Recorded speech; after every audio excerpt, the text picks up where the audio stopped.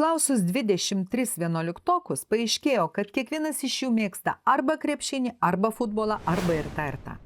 Tokius uždavinius patogiausia spręsti, pavaizdavus duomenis Veno diagramomis. Štai iš viso yra 23 vaikai, 15 mėgsta krepšinį.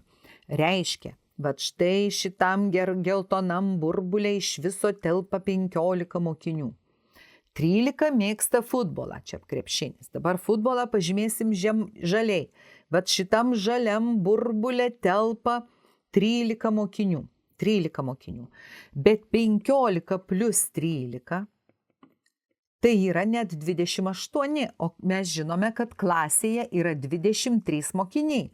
Taigi iš 28 atimu 23 reiškia 5 mokiniai mėgsta ir tą, ir tą.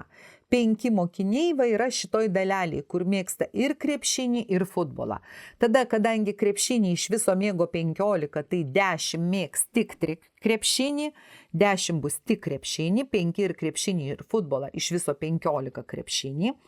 Na, o tada iš 13 atimu 5, reiškia 8 mėgsta tik futbolą, krepšinio nemėgsta. Ir iš viso gauname 23 vaikus.